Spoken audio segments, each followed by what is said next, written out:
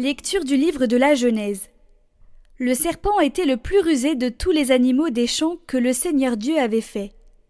Il dit à la femme : « Alors, Dieu vous a vraiment dit : vous ne mangerez d'aucun arbre du jardin ? » La femme répondit au serpent : « Nous mangeons les fruits des arbres du jardin.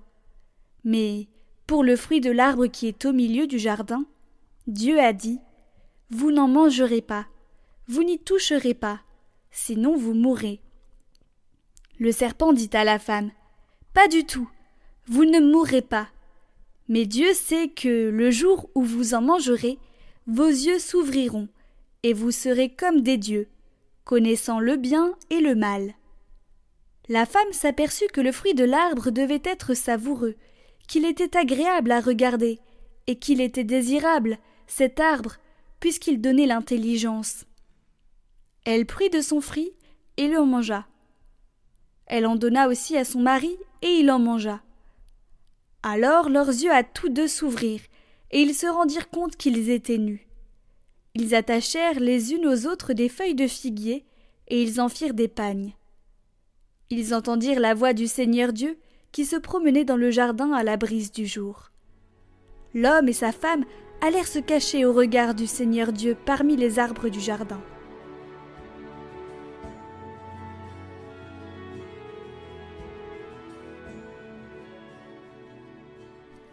Heureux l'homme dont la faute est enlevée. Heureux l'homme dont la faute est enlevée et le péché remis. Heureux l'homme dont le Seigneur ne retient pas l'offense, dont l'esprit est sans fraude. J'ai dit : je rendrai grâce au Seigneur en confessant mes péchés. Et toi, tu as enlevé l'offense de ma faute. Ainsi, chacun des tiens te priera aux heures décisives. Même les eaux qui débordent ne peuvent l'atteindre. Tu es un refuge pour moi, mon abri dans la détresse. De chants de délivrance, tu m'as entouré.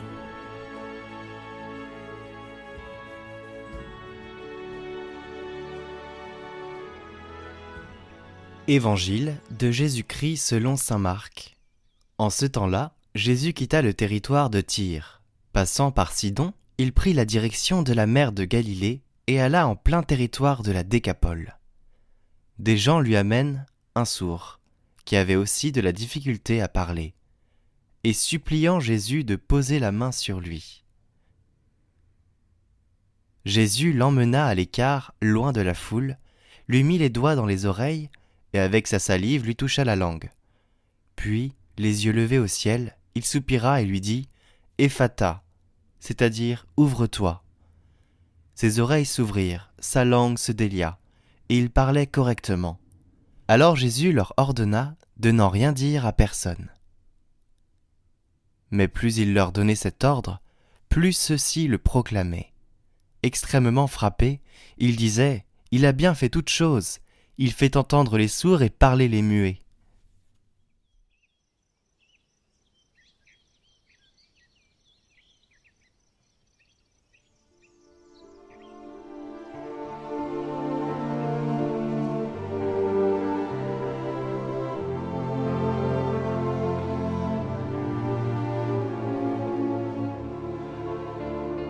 Commentaire de Benoît XVI. Aujourd'hui, écouterez-vous sa parole ? Comment pouvons-nous discerner la voix de Dieu parmi les 1000 voix que nous entendons chaque jour dans notre monde ? Je dirais que Dieu nous parle de très nombreuses façons. Il nous parle au moyen d'autres personnes, à travers nos amis, nos parents, le curé, les prêtres. Il parle à travers les événements de notre vie, dans lesquels nous pouvons discerner un geste de Dieu. Il parle également à travers la nature, la création. Et il parle naturellement et surtout dans sa parole, dans l'Écriture sainte, lue dans la communion de l'Église et lue de manière personnelle en dialogue avec Dieu. Il est important de lire l'Écriture sainte d'une façon très personnelle, d'une part, et réellement comme le dit saint Paul, non pas comme la parole d'un homme ou un document du passé, comme si nous lisions Homère, Virgile, mais comme une parole de Dieu qui est toujours actuelle et qui me parle. Il est important d'apprendre à écouter un texte, historiquement du passé, mais la parole vivante de Dieu. c'est-à-dire d'entrer en prière, et ainsi de faire de la lecture de l'Écriture sainte un entretien avec Dieu. Saint Augustin, dans ses homélies, dit souvent « J'ai frappé plusieurs fois à la porte de cette parole, jusqu'à ce que je puisse entendre ce que Dieu me disait. » Il y a d'une part cette lecture très personnelle, cet entretien personnel avec Dieu dans lequel je cherche ce que le Seigneur me dit, mais en plus de cette lecture personnelle, il est très important d'effectuer une lecture communautaire, car le sujet vivant de l'Écriture sainte, c'est le peuple de Dieu, c'est l'Église. Bonjour à tous, je rappelle que nous proposons une neuvaine avant le carême.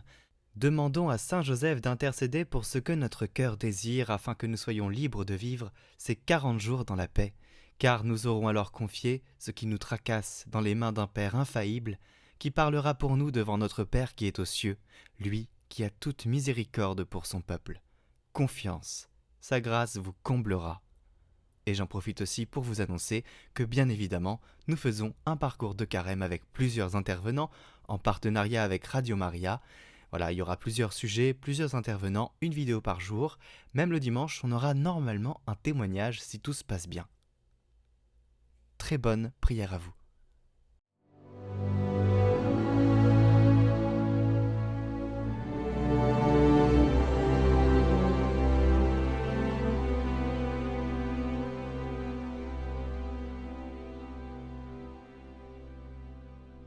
Cette prière à Saint Joseph réputée infaillible est à dire 9 jours consécutifs.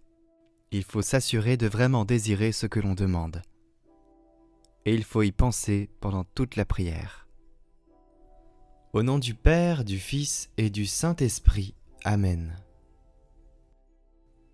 Ô Saint Joseph, dont la protection est si grande, si forte et si prompte devant le trône de Dieu, je mets en toi tous mes intérêts et désirs.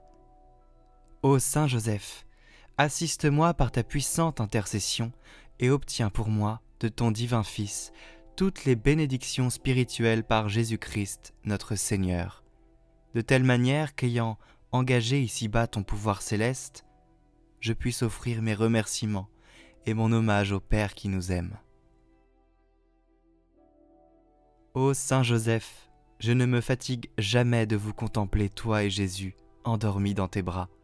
Je n'ose pas approcher pendant qu'il se repose près de ton cœur.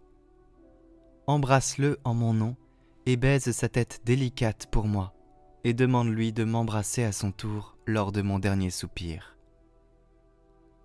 Saint Joseph, patron des âmes du purgatoire, prie pour moi. Je vous salue Joseph, vous que la grâce divine a comblé.